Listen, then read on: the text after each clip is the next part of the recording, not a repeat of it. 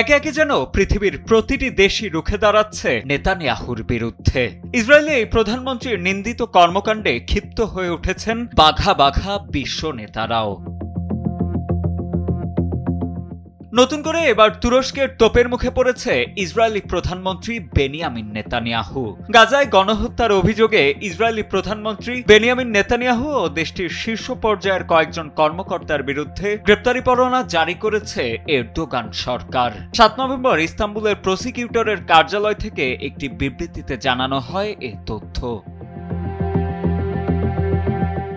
ইস্তাম্বুলের prosecutor অফিসের বিবৃতিতে বলা হয়, এই তালিকায় রয়েছে ৩৭ জনের নাম, যার মধ্যে আছেন ইসরায়েলের প্রতিরক্ষা মন্ত্রী কার্টোস, জাতীয় নিরাপত্তা মন্ত্রী ইতামার বেন গভির ও সেনাপ্রধান লেফটেন্যান্ট জেনারেল আইয়াল জামিরো। তবে সম্পূর্ণ তালিকাটি এখনো প্রকাশ করা হয়নি।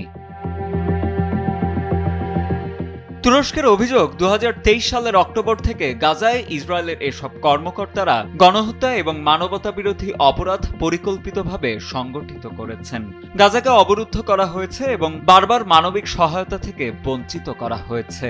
বিবৃতিতে আরও বলা হয়, ২০২৩ সালের অক্টোবরে গাজায় আল আহলি ব্যাপিস্ট হাসপাতালে হামলায় ৫০০ জন প্রাণ হারান। এছাড়া ২০২৪ সালের ফেব্রুয়ারিতে ইচ্ছাকৃতভাবে চিকিৎসা সরঞ্জাম নষ্ট করে দেয় ইসরায়েলি সেনারা। এদিকে এই ঘোষণাকে স্বাগত জানিয়েছে ফিলিস্তিনি মুক্তিকামী যোদ্ধারা। অন্যদিকে তুরস্কের জারি করা এই পরোয়ানাকে জনসংযোগের কৌশল বলে নিন্দা জানিয়েছে ইসরায়েল।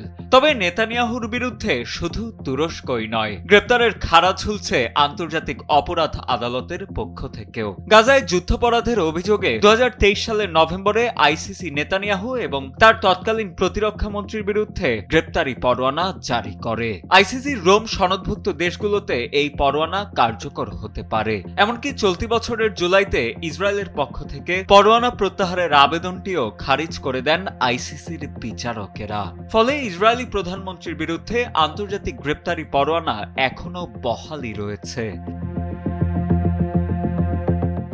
সাজিদ আনিল, ডেস্ক রিপোর্ট, সময়ের আলো।